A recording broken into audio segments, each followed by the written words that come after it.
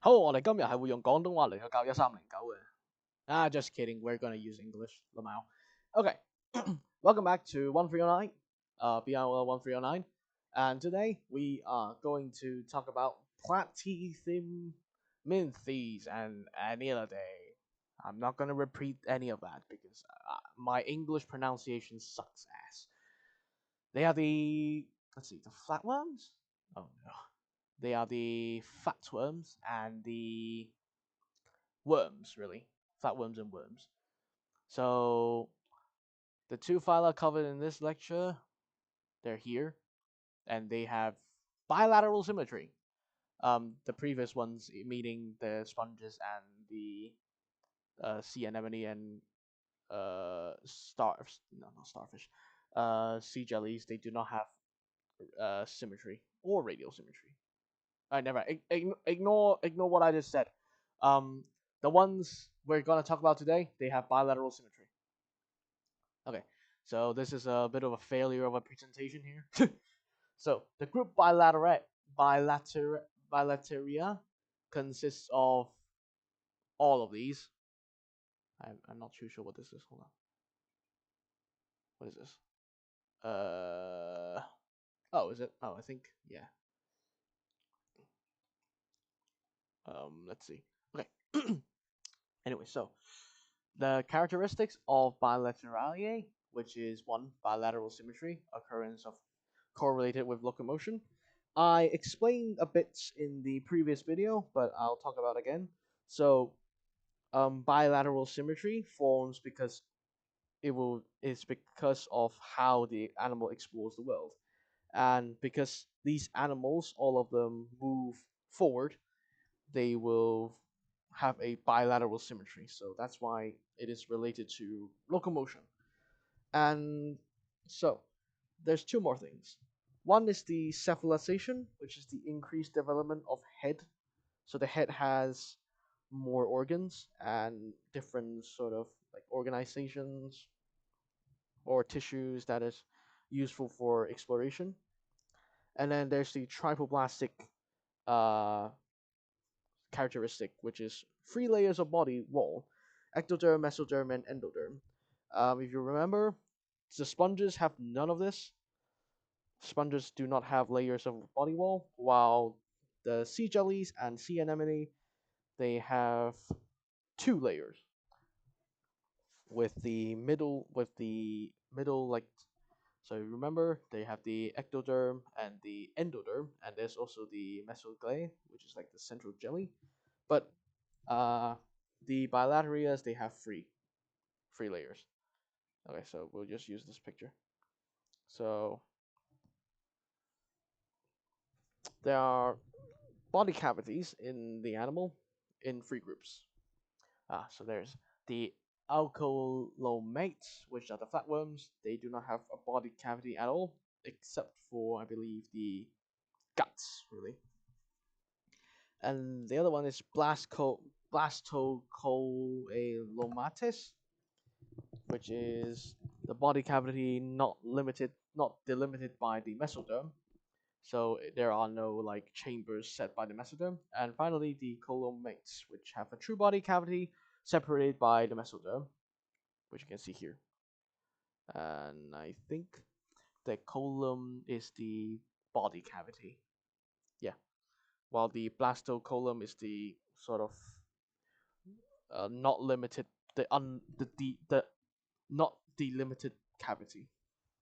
Anyways, so the ectoderm lacks a body cavity. The body is a solid double-walled sac surrounding the gut. So the gut here, the ectoderm on the outside, mesoderm on the middle, and endoderm on the inside surrounding the gut. And the taxa include the phyla, these ones. And we're actually just going to talk about the flatworms, the platio whatevers. So there are about 30,000 species of flatworms, but there's actually like 100,000 of them. They're called flatworms or flukes. They are dorsal-ventrally compressed. They have a flattened body, cephalization with a development of the head, and sensory organs concentrated at the anterior end, which is the front, and they have a definite direction of motion. So they have a front end and a back end. But um, not all flatworms have like the same level of definite or same level of like development for the civilization. They have different levels, and they have no body cavity other than the digestive gut, and some may have an incomplete gut, which is they lack an anus, where that means the pharynx, so sort of the mouth, eats and excrete in the same hole. Okay, and this cestoda does not even have a gut. You'll see why. It's the tapeworm. Okay, so flatworms. Now a lot of them are actually parasitic. 75% has excretory structures other than the pooing part. It's called the protonetheria. Small size, no discrete circulatory structures. The respiration is done by the diffusion of gas, and unique system for neoplastic cells, which means they have a totipotent stem cell. I believe totipotent is like just cells that can turn into the stem cells really. And for example, uh, conifer flatworms, they can regenerate. So what happens here is when you like cut up a flatworm into maybe here 5 pieces, each little piece would grow into a new individual. Now, this is not true for all, so all of their regenerative powers are not the same, but they generally have good regen power.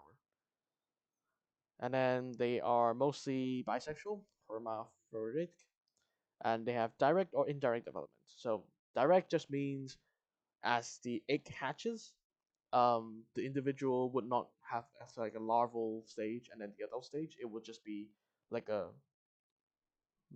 already kind of finished growing stage. Well, direct development just means it does not have larvae, and indirect development has larvae. So you see, this is the larvae, and the developer.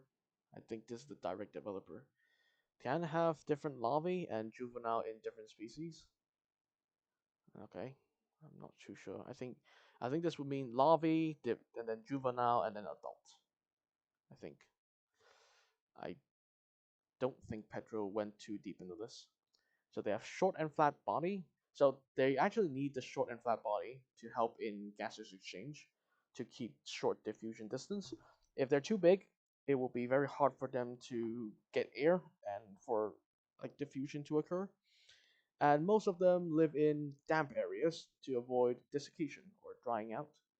So there are two main subphylum. There's the subphylum Catinuidae, which is not that important. Is it not important? Yeah. So these ones, there's only like 110 species described: small living, small free living, fresh marine and freshwater and marine ones. Viewed as the most ancestral or basal flatworms, they are elong. They have these ones. They have the simple anterior pharynx and a sac-like gut. And this mesenchyme, which is sort of the muscle tissue, sometimes is reduced to fluid matrix, so it will be reduced. So some examples here, and this one is the more important subphylum, with 3 important classes, with the Trematoa, the flukes, the Monogenea, the more parasites, and the tapeworms, Cestiodea, which are also parasites. All 3 are parasites, and there is a 4th one. So this 4th one isn't really a true class. It is called Turbellaria, which are free living tapeworms, and these free living free living flatworms. These free living flatworms, they are known to be polyphyletic, which means that, well, I draw this really ugly tree here, but what that means is that it could mean like these ones are. So polyphyletic, which would be individuals occupying different branches. So they're considered primitive forms of flatworms, which the other groups evolved from, or evolved. Yeah, evolved. So basically means these are more primitive, and then as time goes on, more advanced flatworms are evolved from these primitive flatworms. And then the free living flatworms, usually very small, in different shapes, but flattened and fragile. They are benthic, which means they live on the surface, not swimming around. Most are aquatic. Some can live on the land, terrestrial. Some key features: one is the locomotion via the epidermal cilia and muscular contraction, which is, well, not shown here, I think. And the gastro cavity with a pharynx, which is somehow in the middle of the organism. I'm not too sure about that. Pharynx is used for ingestion and excretion, so eating and pooing. And there is also another excretory systems with specialized cells. So it's called a flame cell, and it has this sort of structure, this system. What happens is that fluid, so the organism's body fluid, would filter through these membrane folds, and the wastes would be captured, and they would be sort of carried away by the flame cell, and then they would be dumped out through the opening tubule to the body surface. All right. So there are more characteristics here. There's the paired nerve cords to form the nervous system, which is the sort of ladder-like nervous system. And there's a brain, which is the cerebral ganglion. This is the quote-unquote brain. There is the cephalization, so the development of the head with sensory organs, but well, they have like sort of rudimentary, just kind of like these really basic sensory organs, but there is a definite front, anterior, and back, posterior end. And this means they are bisexual, so they can produce asexually and sexually. All right, so the free living flatworms, they're carnivorous mostly, and they catch small invertebrates. The thorax is a muscular tube that can be extended for feeding, so you can see here it would be inside already, and it can be extended, protruded. And this one here shows one hunting a snail. So the thorax is here, entering the snail and eating it. And then, so parasitic flatworms, or flukes or tapeworms, they have many modifications to the normal body plan to assist in their parasitic life. One is the loss of civilization. So, because they don't need to explore anymore, the head sort of reduces its sensory organs, and they have hooks and suckers to attach to the host instead. And the nervous system and gastrovascular system is reduced because it's a very stable environment, and the host digest the food for them, and they just really do the absorption. So originally, this system, the gastrovascular system, helps in digestion and absorption, but now they just need absorption, and that is done by diffusion as well. So nervous system, they don't need to detect, so they don't need it. The extensive development of the reproductive system, since they do not need to focus on like censoring the environment, they just need to reproduce. So that is why they have like a really good reproductive system. And they will grow some sort of protection or an outer integument that protects them from the host digestive fluids. So we will here first talk about trematoa, which are the parasitic flukes. So there are about more than 9,500 species, body covered in non-ciliated tegument. Two subclasses. One subclass, not important, not reading. And the important subclass is the Digenia, this large, economically and medically important flukes. So what they are, well, this is just the name really. They're called flukes is because it's probably because they kind of look like flatfish or flounder. The bodies tend to be oval or elongated.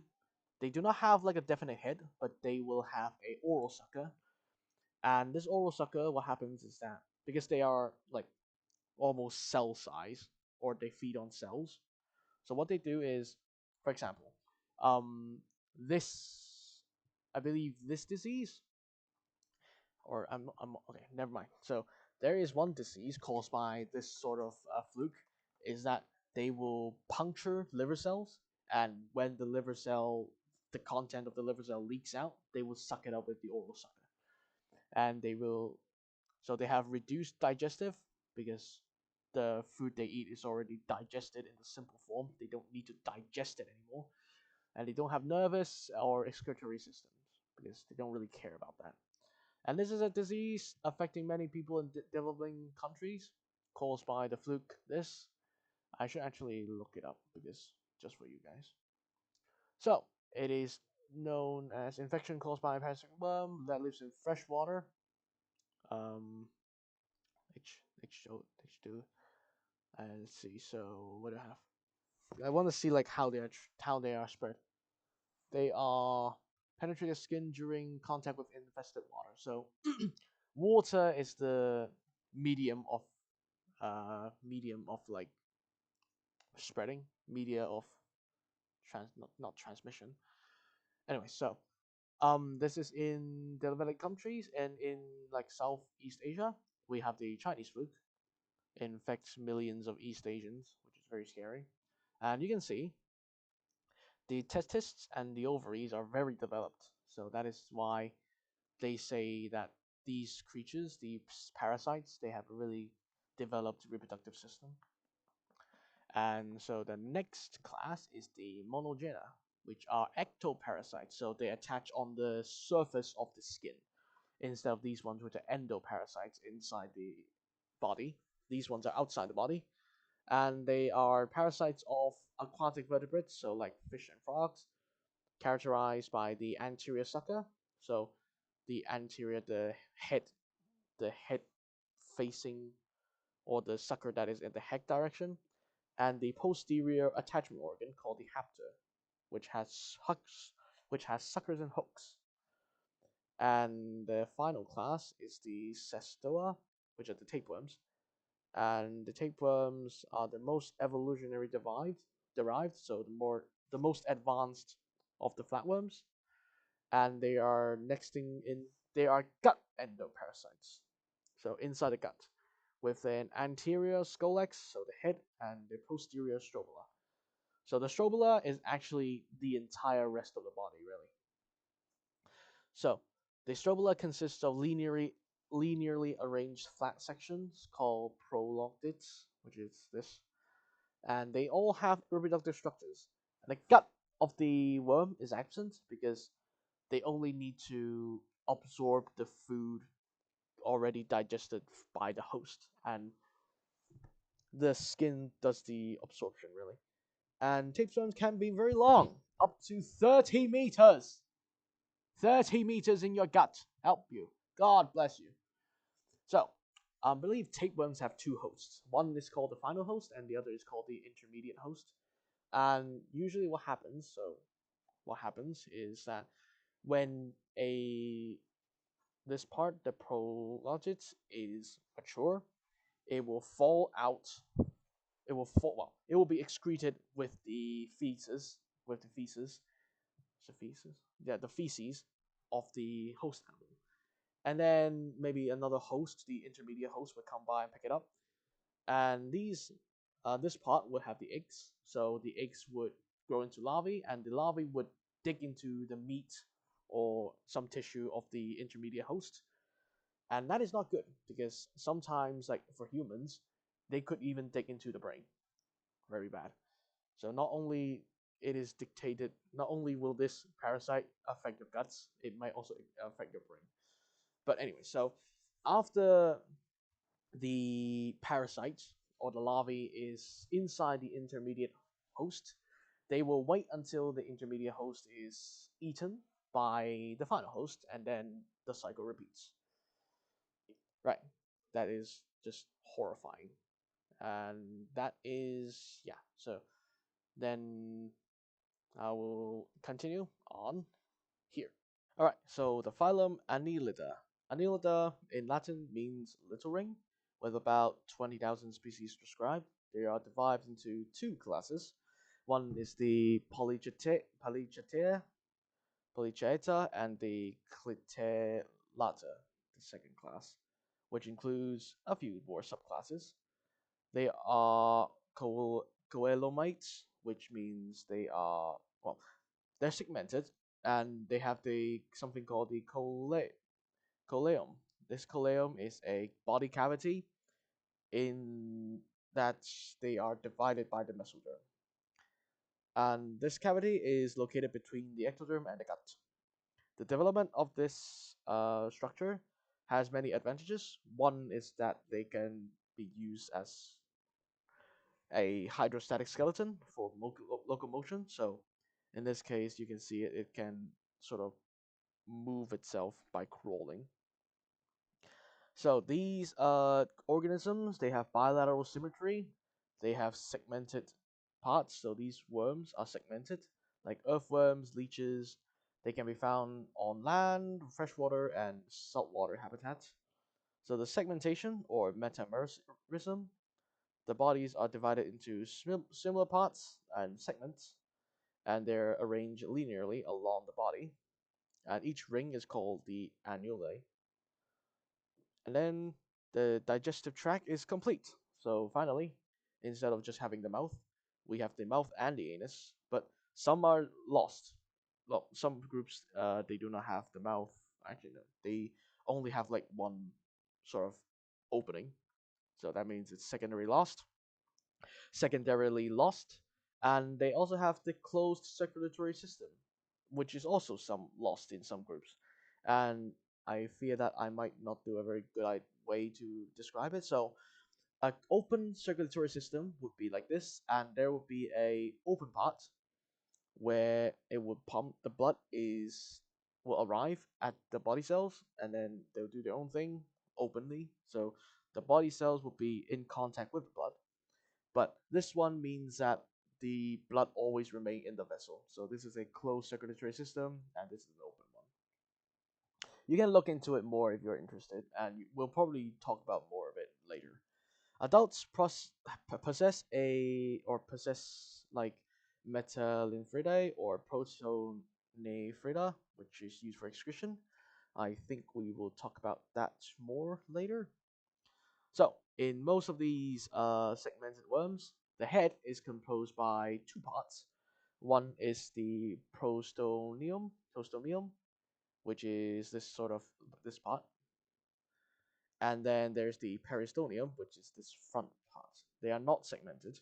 Well, they're pre-segmented, and it is not visible in non-segmented groups.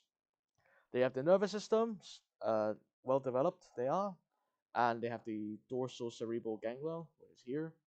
They're typically with a lateral segmented arrangement of, wait no, lateral segmentally arranged epidermal chetae, which is these little hair-looking things, and sometimes they're connected to the parapodium, which is kind of like a foot structure.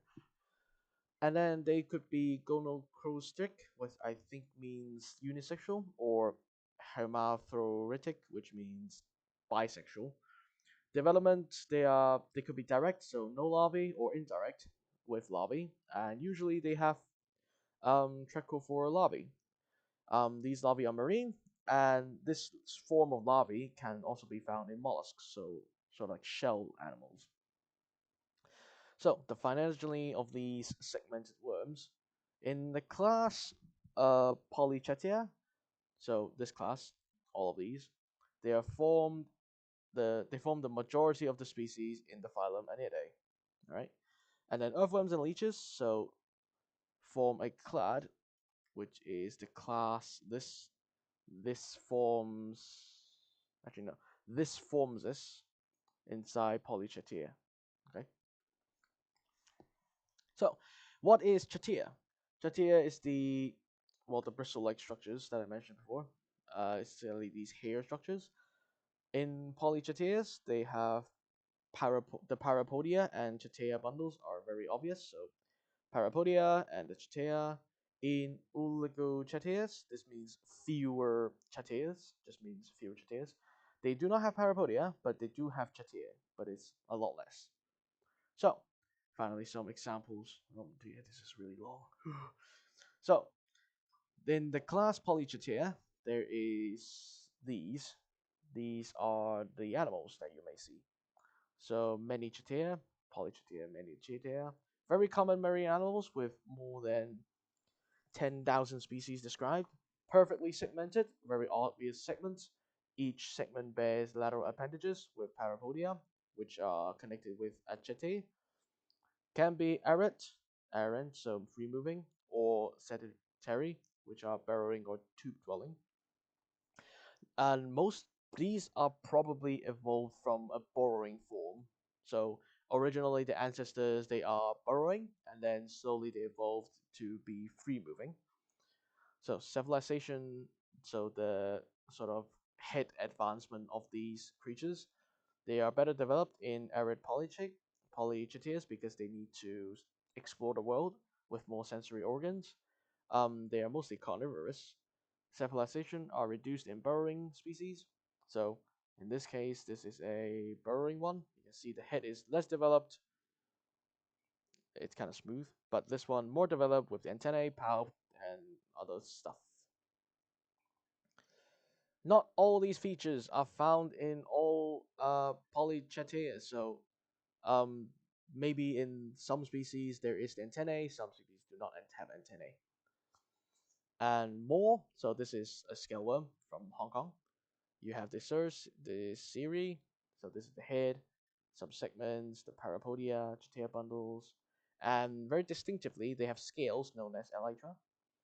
Ventral branch of parapodia, or the notopodia, which is like ventral branch. Ventral is the one facing towards you.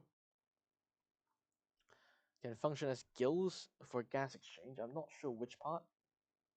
Pedro didn't point us out. I think these little nubs. I'm not sure.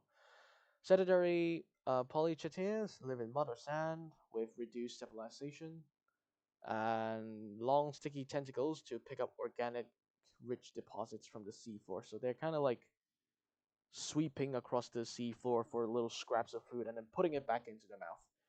Imagine you sunken into the ground, and around you are sort of like Cheeto dusts.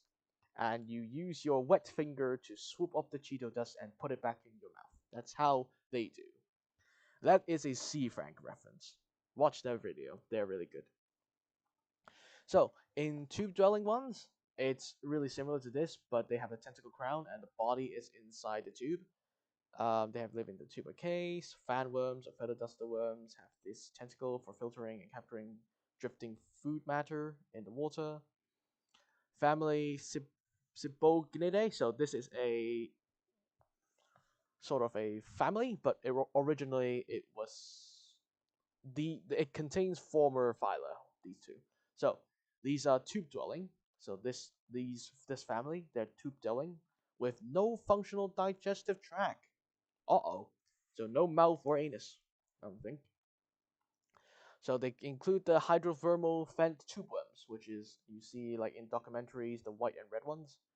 So they live in extreme habitats like hydrothermal vents or methane seeps, with the anterior trunk of the body as a collar. So it's the plume, or no, it's this vestimentum, and two lateral extensions. They have symbiotic bacteria, which help them like make nutrients or help them survive. They perform some reduction or oxidation with hydrogen sulfoxide and CO2, which means they are chemosynthesis. So they synthesize food from chemicals. And so this red part is where the water enters, and the rest is kind of the body. And the next family is the Thalassematidae, which includes the spoonworms and innkeepers. Previously in the phylum, or they're considered as the phylum Echuria, but now it's recognized recognized as a subclass in Polychaetea.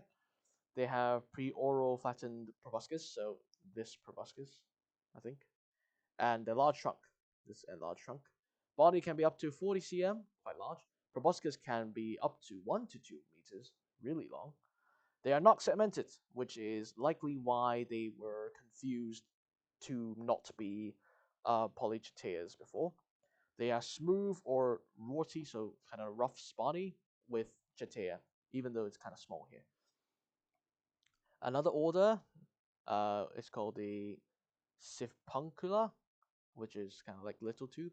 It includes the peanut worms, previously also a phylum, probably because they didn't realize it is also a Polychaeta. 150 species, or quite a small order really. They have sausage-shaped bodies, open circulatory system. They do not have a closed circulatory system, and no segments. Body's surface usually has bumps, warts, tubercles, or a spine. So usually rough body. And there is a retractable introverse, which is like kind of the mouthpiece part. I think you could call it like a mouth part. The head part, not really a head part. You could just assume it's like the mouth part. The mouth part and with the tentacles can withdraw into the body for protection, and they have a U-shaped gut. So this is the one when it is hidden inside. So the anus is on the side here. What happens is like the mouth eats food and then digestion, absorption, swim around, and then it will have a U-turn going back up. So that is it for Polychaeta. Now we move on to Clitelea, Clitellata actually, with the Clitelladium, which is Latin for saddle, and this is the saddle. So they consist of earthworms and leeches, mostly in freshwater or terrestrial habitats. Some are marine. Earthworm. So earthworm has a mouth, prostonium, and then parasetae. So these are the chatea and the anus. The cetium has a mucus that aids in reproduction. So let's see. So this they will make a material, I think, or they are the material that forms the outer casing of the egg capsule, and albumin, which is like I believe a sort of nutrition, like a food source, deposited with the zygotes inside a cocoon. So this means that it helps in reproduction. It protects the eggs and it gives food to the egg. In the subclass Lithochetae, Fuchetae, they live in all types of freshwater and terrestrial habitats, usually burrow deep in substrates. They reinvaded the sea recently. Interesting. 40 families. I'm not sure what COL means. Of earthworms, like Lubridae, all are burrowers and are found everywhere in soil. They are known to be scavengers, so they eat dead organic matter. And so earthworm, parapodia are absent, and only a few chatea are present. So on the side they are chatea, and the mouth, prostonium, chatea with few, male pore, female pore. So these are the parts where the male and female reproductive organs are. And these are each segment, so they're still segmented. Now for leeches, uh, Hedrundina, just leeches. They contain more than 700 species of terrestrial, freshwater, and marine worms. They're and then they have specialized okay, so they are the most specialized anids. They do not have parapodia, and they usually do not actually have chatea too. Dorsal ventral flattened, so yeah, they're flattened, and with a posterior sucker. So this is the posterior on the butt. That is the head. This is the butt. Best known is the medicinal leech Hinrudo. I don't actually know what purpose this serves. It sucks blood to, I don't know, drain blood, I guess. So the jaws would puncture the victim and suck the blood, and then the thin racks would just ingest the blood, and then the corp would be where the blood are stored and digested. Corp, sedum, probably more surface area, and intestium, and then I think is this where the anus is? There's no anus. Strange. But the posterior sucker is at the butt, at the end of the animal.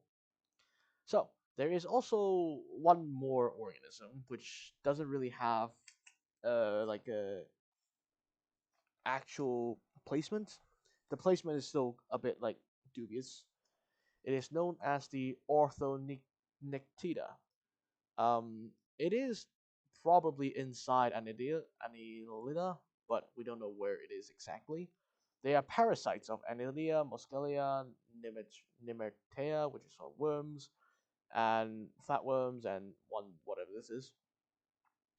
And they are possibly really simplified entities, so they really only have mostly reproductive structures. And I think, okay, so these are the animals. These are the Orthonyctida, and they mate and then they create larvae. And I think inside they would do all of these inside this creature, the host of Plasmodium. I'm not sure. He like Pedro didn't go into too deep in this too, so yeah. So well, that's the end. So the two groups of worms, the flatworms and the earthworms and such, or the sea caterpillar. Mainly parasites on the earth, flatworms, bilateral symmetry with the head specialization, triplastic, body cavity, and yeah. So that is it for the worms, and I will see you next time. By the time I'm making this, it's close to reading week, so have a good reading week. I'll see you next time. Bye bye.